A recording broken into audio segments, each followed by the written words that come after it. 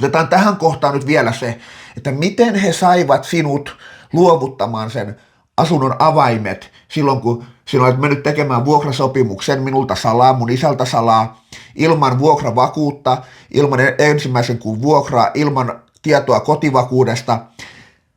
Ja sinä allekirjoitit sen sopimuksen ja niin kuin, miksi luovutit sitten vielä avaimet? Ja niin kuin... No joo, olin siinä yhteydessä Suomen vuokraantajiin ja kysyin sieltä neuvoa, että miten pitää tämmöisessä tilanteessa menetellä, että olen menossa allekirjoittamaan vuokrasopimusta ja vuokravakuudesta ei ole tietoa. Niin he sanovat, että he eivät suosittele tällaista, että voi antaa tämmöisen niin kuin lupauksen vuokrata huoneisto. Siitä on oikein vuokraantajien sivulla semmoinen paperi, jonka sitten täytin ja laitoin WhatsAppilla tälle vuokralaiselle, että toimittaa sen Kelaan ja sillä paperilla voi hakea sitä vuokravakuutta.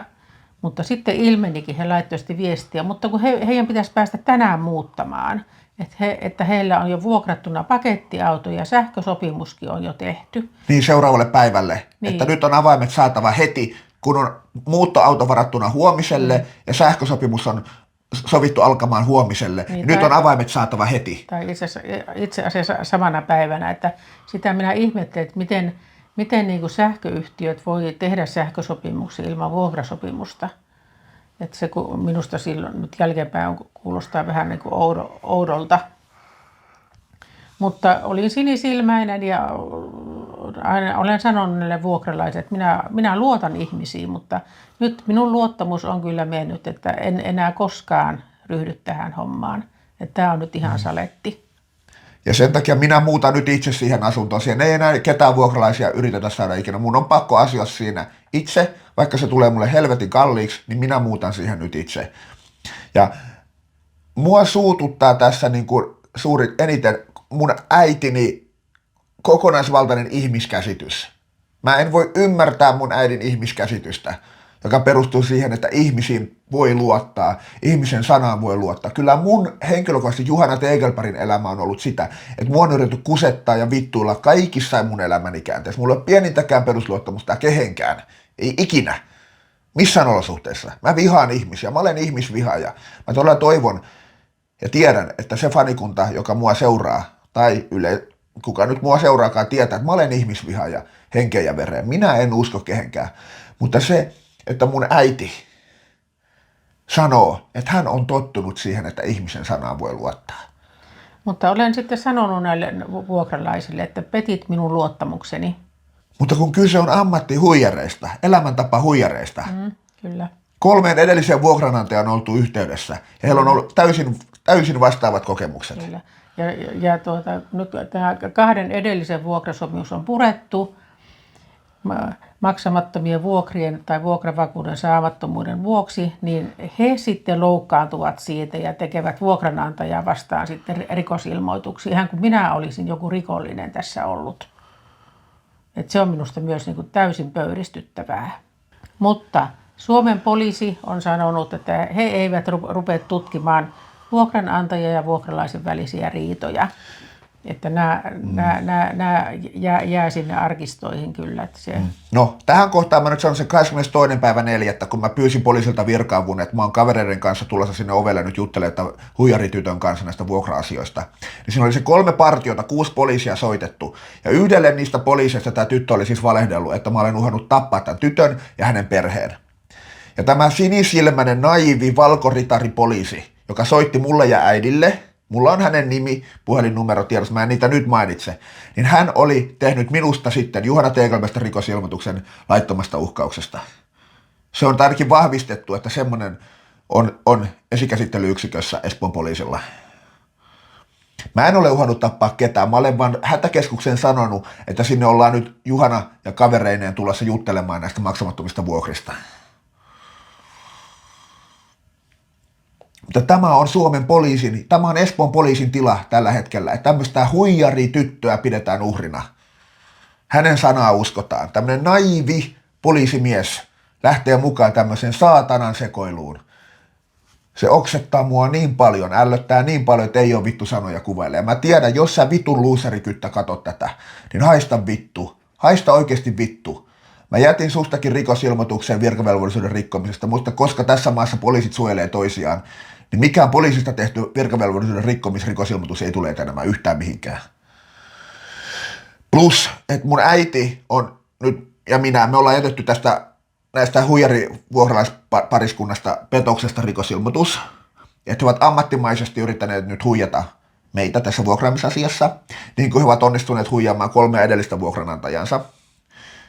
Niin toivottavasti tämä petosasia nyt etenee esikäsittelyyksiköstä eteenpäin esitutkintaan. Kyllä. Mutta se, mitä me ollaan tehty petoksesta ja kunnianloukkauksesta, on meidän puolelta tehty heitä vastaan rikosilmoituksia.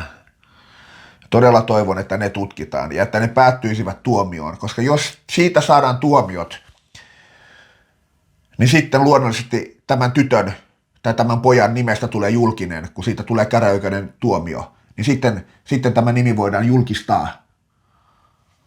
Voidaan tehdä julkiseksi, kenestä on kyse.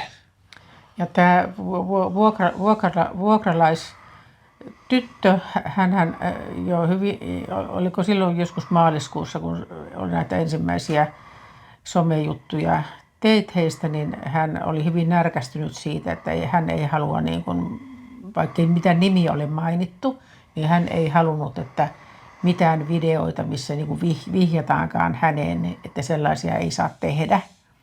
No sehän on päivän selvää, kun on kyse ammattihuijarista, joka pelkää paljastuvansa. Sehän nyt on sanomattakin selvää. Että hän oli arka julkisuudesta, niin tämä nyt on ollut se syy, että kun haluaa huijata. Niin... Mä rukoilen, että siitä tytön nimestä saadaan tehtyä julkinen. Jos käräjäoikeuden tuomio saadaan siitä tytöstä, niin sitten siitä nimestä voidaan tehdä julkinen. Koska tällä hetkellä nythän voi mennä 4. asuntoon ja huijaavat samalla tavalla tällä 4. vuokranantajaa. Siihen, mihin he muuttivat nyt tästä meidän jälkeen. Tai 5. Että kun meillä on tiedossa se syksyinen, sitten on joulun ja tammikuun aikainen, sitten on helmikuun aikainen, meillä maalis-huhtikuu ja nyt on 5. Niin. Ja tämä ei tule ikinä päättymään, koska Suomessa virkamieskoneisto ei ole kiinnostunut tekemään loppua tämmöisen huijarin pariskunnan toimesta, tämmöisen huijarinaisen toimesta. Ajatellaan vain, että siellä on 20-vuotias kaunis nuori nainen, joka on uhri, syytön kaikkeen. Hän on juuri synnyttänyt vastasyntyneen lapsen tähän yhteiskuntaan. Tämmöinen tyttö ei ikinä voi olla uhri viranomaisten tai poliisin silmissä. Ja hänen annetaan vain jatkaa tätä vuokranantajien kiusaamista. Kukaan ei tee loppua tälle. Ja katsotaanpa, kun tämä petosrikosilmoitus, joka me tehtiin tästä tytöstä, kun se ei tule esikäsittelyyksiköstä etenemään se esitutkintaa. Tämä on niin raivostuttava. Älkää vittu yhtään ihmetelkö siellä, minkä takia mä oon niin vihainen tälle yhteiskunnalle, minkä takia mä halveksun tätä yhteiskuntaa. Tämä on malliesimerkki, miten tämä vitun yhteiskunta toimii, miten virkamieskoneisto toimii. Oletko samaa mieltä? Olen samaa mieltä, kyllä. Että älkää ihmettää, miksi mä oon työkyvyttömyyseläkkeellä, miksi mä en halua päivääkään tehdä tämmöisen roskayhteiskunnan puolesta töitä, miksi mä haluan teeskennellä tämmöisen autismidiagnoosin ja sillä olla työkyvyttömyyseläkkeellä. Elättäjän vittu verorahoilla. Ei tällaisen paska-yhteiskunnan puolesta kukaan halua vittu tehdä mitään hyödyllistä. Ymmärrättekö? Jos te katsojat pelaatte myös nettikasinoita, niin suosittelen katsoa Kasinoklubin nettisivut. Sieltä löytyy parhaat kasinobonukset ja luotettavimmat pelipaikat. Tässä muutama hyvä esimerkki bonuksista, joten käy tsekkaa kaikki vaihtoehdot osoitteesta kasinoklubi.org. Tämä auttaa mua tekemään lisää videoita ja uutta kontenttia. No niin. Nyt mä oon äidin kanssa tässä, nyt monesko päivä nyt on? Nyt on 19. päivä 6. 19. päivä 6. Ja mikä oli se päivä, kun nämä vuokralaiset poistuivat sieltä huoneistosta? He poistuivat 4.5. Eli montako päivää tässä nyt on mennyt siitä, kun he ovat poistuneet nyt tähän kuvauspäivään, missä nyt ollaan? Suurin piirtein. Kuukausi ja 15 päivää. No niin. Meillä on nyt tässä pöydän ääressä heiltä tulleita kirjeitä sinne mun Klariksentie 4C69 osoitteeseen, koska he eivät ole vielä tajunneet yksinkertaisesti tehdä osoitteen muutosta sinne uuteen asuntoon, minne ikinä ovatkaan muuttaneet. Eli heidän vanhaa postia on ohjautunut tänne minun Klariksentie 4C69 osoitteeseen. Me ollaan peitetty näistä nyt totta kai tytön ja pojan nimet, mutta halutaan nyt tässä vain osoittaa tätä, millaista postia heiltä on tullut. Mutta mun äiti aloittaa tämän videon nyt eka. Joo, eli kun aikanaan tehtiin se haastehakemus ja se eteni sitten, vuokralaiset saivat siihen itse antaa vastineensa, ilmeisesti eivät antaneet. Eli kun häätöhaastehakemus, haluttiin häätää heidät käräjäoikeuden päätöksellä. Kyllä, ja siinä on sitten myös niin kuin tämä vuokrasaatavien saaminen, eli ne laitettiin sitten ulosottoon. Ja sieltä on nyt ulosottoviranomaiselta tullut päätös näistä asioista, jossa oli 2 kuukauden vuokrat, oikeudenkäyntikulut ja sitten myös pääomana tämä vuokravakuus, jota he eivät koskaan maksaneet, jotta siitä oltaisiin saatu sitten perittyä näitä siivouskuluja. Eli mitään ei saada perittyä sieltä. Tässä näkyy tämä päätös. Laita vaan lähemmäs kameraa. Mutta siis lyhykäisyydessä käräjäoikeus Suomen valtio on todennut, ja heiltä ei saada ulosotosta mitattua mitään, koska molemmat ovat se nyt lyhykäisyydessään. Ja tämä on laitettu niin sanotusti passiiviperintään, ja se passiiviperintä maksaa minulle 20 €. Minun pitää tästä kaikesta vielä maksaa 20 se 20 € nyt ei ole mitään tässä isossa kuvassa. No niin, nyt mennään sitten siihen postiin, mitä sieltä on tänne Klariksentien 4C69 osoitteeseen edelleen sitten ohjautunut heiltä, koska he eivät ole tehneet osoitteen muutosta heidän uudessa asunnossaan. Ja minulla on semmoinen käsitys, että he ovat tahallaan jättäneet sen tekemättä, jotta sinne heidän uuteen asuntoonsa ei tule mitään epämieluisaa postia. Nyt en tiedä, mitä tähän kohtaan laittaa, mutta tässä nyt on kirjeitä tullut heiltä eri firmoilta. Mä en kerro firmojen nimiä, ettei paljastu. Mutta nyt yleisö, joka katsotte, tehkää omat johtopäätöksenne, mitä kirjeitä nämä saattaisi olla. Me ollaan tästä nyt nimet viivattu yli, jotta ei voi tunnistaa, että kenestä tässä nyt puhutaan. Mutta siis, miten tästä nyt aloitetaan? Siis mä lasken nopein 1. Eli 9 kirjettä tullut nyt sitten sen jälkeen, kun he ovat muuttaneet sieltä pois. Yleisö voi itse päätellä, mitä kirjeitä nämä on. Voi ihan itse päätellä, mikä firma mahtaa heille lähetellä tämmöisiä kirjeitä ja mikä on noiden kirjeiden sisältö.